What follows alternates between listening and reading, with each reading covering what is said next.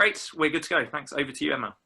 Excellent. Okay, well, first of all, thank you very much for inviting me to this really interesting and, I guess, broad thinking collection of speakers, and I'm really excited about this week and weeks beyond. I'm going to start with a little disclaimer, which I hate to do, but this is very rough and work in progress and changing all the time. So some of the slides, like I said, from yesterday are now no longer in the talk and new ones have emerged. So I hope just take this in the knowledge that it is hot off the sort of out of the modelling blocks and to some extent a bit rough around the edges. But I'm really keen to describe these ideas to you and see what the feedback is. So I'm going to talk about decision support modelling for progress out of lockdown in Australia using mixing matrices. So a lot of what was discussed yesterday is of course very relevant to this talk. All right, so this is the cases per day in Australia, and it's divided up, obviously dates on the bottom. We had a peak sort of towards the end of March, and it's divided into local cases in blue and imported cases in orange. So there's the notified cases per day. And as you'll know, Australia has been very lucky in a sense in avoiding a major epidemic wave of infection. We put into place travel restrictions towards the end of March. Can you guys see my arrow? Or is it just a blank? You can't see? Yeah, great. Okay. Towards the end of March, travel restrictions were put in place, and then there's also additional social restrictions about how many people per square, one person per 4 square meters and so forth were allowed in a place. And then at the end of March, essentially most things closed down and a lot of people became unemployed, similar to some stories around the rest of the world. And we're currently now not going to school, not allowed out except for grocery shopping and really essential things, and we're just on the verge of releasing those lockdown measures. And so what you can see now is in May, we've had less than 10 cases per day, so single-digit new cases per day, and certainly local cases has usually been less than 10, although we have had the occasional outbreak. We had, work-associated outbreaks predominantly.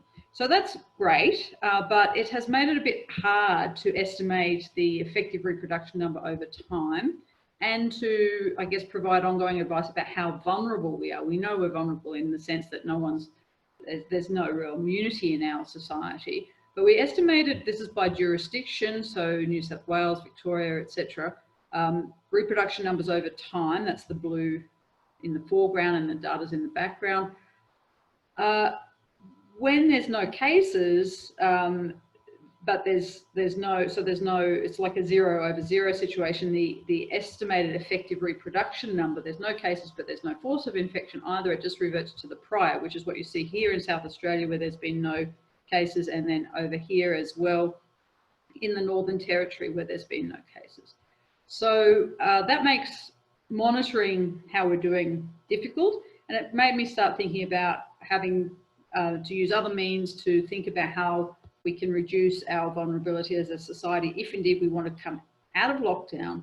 We've still got some circulating virus, but we want to remain in a suppression stage. So I guess that's the goal of the Australian government. So essentially we want to keep our effective reproduction number below 1 and do it through both social distancing and effective public health measures. All right, so I started thinking about mixing matrices, and I've borrowed a lot from the PREM mixing, the PREM matrices that are available online and publicly accessible. And this is the one for China. So this is a contact matrix based on the age of the contactor and the contactee. And we all know from like the polymod studies and other studies that you have very much age associative mixing along the diagonal here, and then contacts between parents and their children, and then you see some sort of grandparents up here as well. And that can be divided, as was discussed yesterday, into locations. So it could be in the home, it could be in the workplace, it can be in the school and other. And I'll talk about that more in subsequent slides. But for now, I'm just going to tell you how I've manipulated these matrices. And I know this will be a little bit controversial, but my first act was to say, look, there's something going on with age and infectiousness and susceptibility. So let's imagine that people under 20 are less susceptible and less infectious than others, and continue to multiply that age group by a sort of susceptibility / infectiousness factor until it's calibrated to the age distribution that we see. And then beyond that, if we take this matrix and look at its spectral radius, it should be proportional to the basic reproduction number. So we have a scaling factor that allows it to be actually equal to the basic reproduction number. And I'll talk about that a little bit more. So here we have what we calibrated as the relative infectiousness / relative susceptibility of people by age. And this is just a fan function that allowed the eigenvector of this matrix to look very similar to the observed proportion of cases in China. This is still Chinese data at the moment. And then having done that, like I said, we then calibrated the whole matrix to what we believe is acceptably defined as a next generation matrix. The calibration factor was this value here, 0.27, and it effectively, so what we have here is, so here's the contact per person per day, per contactor per day that sits inside the Prem matrices. We multiplied by an age-specific susceptibility and an age-specific infectiousness to get this value. And what we're saying is the spectral radius of this larger matrix must be proportional to the basic reproduction number. What is that constant of proportionality? It turns out it's 0.27, and it has a sort of biological meaning. It's basically, if you declare that you have, let's say, 10 contacts per day, and this value is 2.7, then the number, that age-specific reproduction number will end up being 2.7, so 10 times 0.27. This is equivalent to saying it's the number of effective contacts at infection age TOR times the probability that you're still infectious at infection age TOR integrated over the whole infectious period. Right.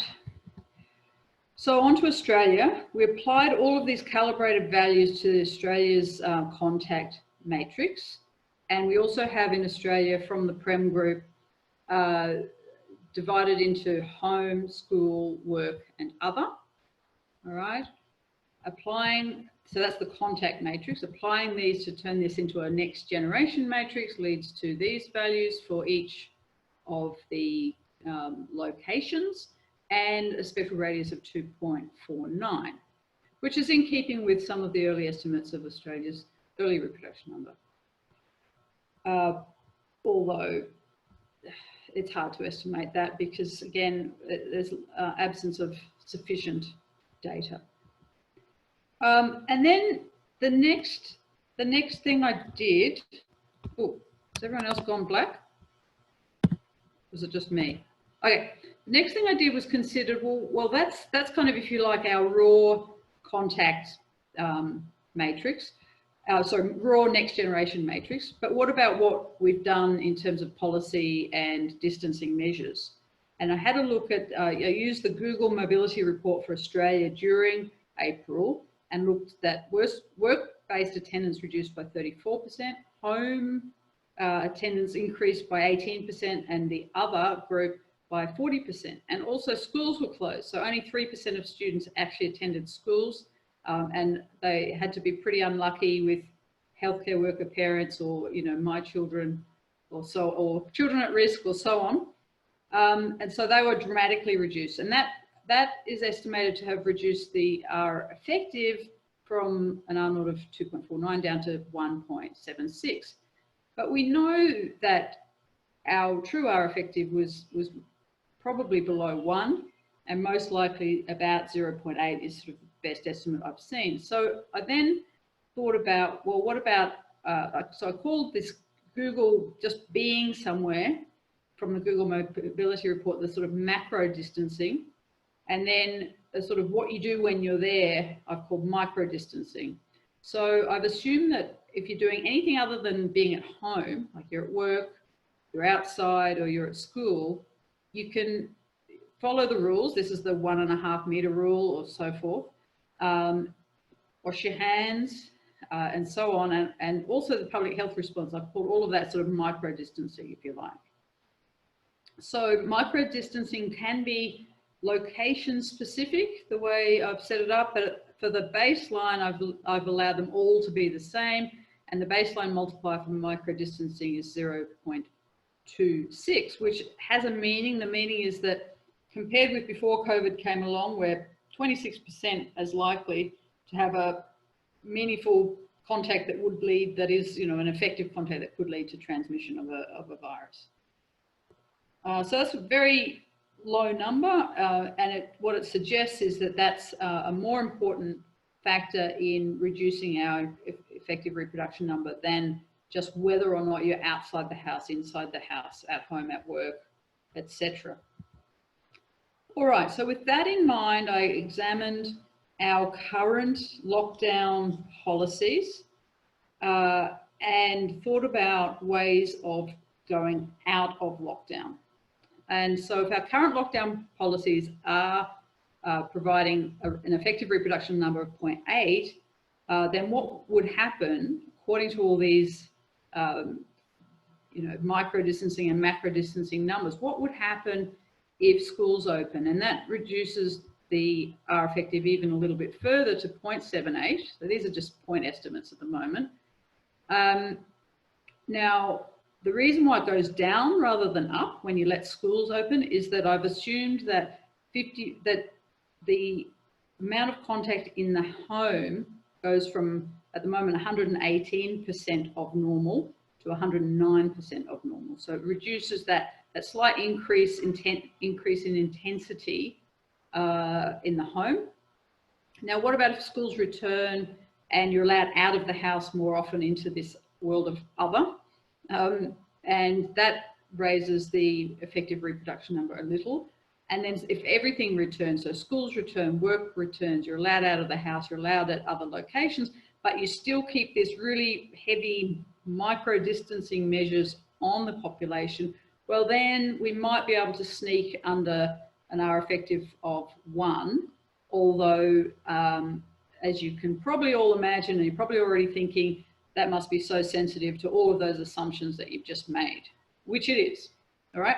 And then this final bar in the lower plot is just the pre-COVID activities as normal. So a big difference between that and all the other 4. And the majority of that difference is from this micro distancing factor. All right, so yes, we do need to think about these parameters and the assumptions around them and whether or not they're realistic or how sensitive the results are to these parameter assumptions. And so, of course, I've had a look at things like how infectious children are and how susceptible they are over a range of values. And I've used essentially uniform priors for all of these. And also micro distancing factors, and I've split those up into the 3 different locations over which that can occur. All right, so I guess it's not surprising that the estimated effective reproduction numbers are highly sensitive to what we believe is happening in terms of the probability per contact of transmission and the impact of the effectiveness of micro distancing and so forth. So that is certainly true. And so we have to be very careful when these numbers are quite close to an R effective of 1 of making any pronouncements. But then what I did was looked at filtered out, rejected all the values in which the effective R naught during lockdown, so lockdown R naught was greater than 1. So I've made the absolute assumption that the effective R naught in Australia, let's say during April, during lockdown, had to be less than 1, and filtered out by that in some sort of rejection ABC, approximate Bayesian computation kind of method. And so here is just the value of the priors in blue, and then the posteriors just based on that rejection sampling. And what you can see is that we go from a uniform prior for micro-distancing. In other, micro-distancing means micro-distancing outside of the home in other locations, not at work. And it seems to be, choosing values that are very effective for that, and also workplace micro-distancing. Not so fussed about school micro-distancing. You essentially get your prior back. And then childhood susceptibility, again, choosing the posterior has a mode getting close to about 0.1. And the transmission probability per contact also gets lower when you filter for if R effective less than 1. And of course, you can also look at posteriors for other model outcomes. This one down here is the R effective at the current lockdown. So this was the one on which the rejection sampling was based. So it cannot go more than 1. So that's not so interesting. That's just part of, that is the definition. But that also has an impact on the posterior distribution for all other reproduction numbers. And in particular, the impact of opening schools up and letting people out. And also this is just schools opening on its own, and micro-distancing. So you can see those values that I showed you before that were close to but just below 1. They were point estimates, but there's a great deal of uncertainty around those estimates. So finally, I will show you the sort of the error bars that I've now placed on those point estimates, and hopefully they reflect quite a bit of the uncertainty we have around these estimates. Obviously, they don't reflect all of the uncertainty and all of the assumptions we've made around these estimates. So I'd be happy for people to give me their opinion on that. And finally, the conclusions are, and I think these conclusions, I've tried to find areas in parameter spaces where these conclusions are not valid, but generally speaking, I think these conclusions are reasonable. Reopening schools will have the least impact on the epidemic of all of the strategies that I explored. Most transmissions occurring between the 30 to 50-year-olds, and strenuous micro-distancing will be required to maintain an effective R naught less than 1, and it may not be enough to keep the R effective less than 1. So there you are, that's my talk. Thank you very much for listening. Thanks, Emma, that was great. I think we have time for one question, if anyone has a question. I should stop sharing.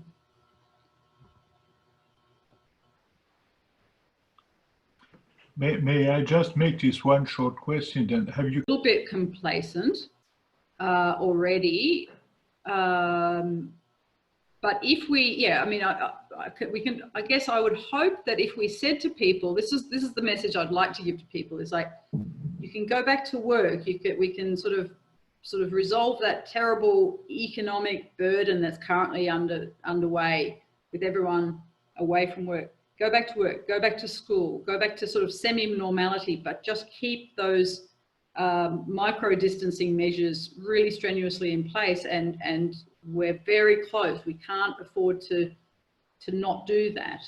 If that message can get through and that can change people's behaviour, then I'd be very happy with that result.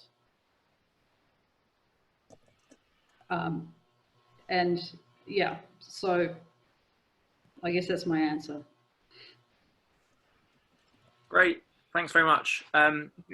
Okay, thanks, Emma. And the next... I'm happy, sorry, can I say, if anyone wants to email me with, if they're desperately concerned with what I've done or something, it's still a work in progress, like I said, so I'm very happy for people to contact me or to make other comments later. Perfect. Thanks, Emma.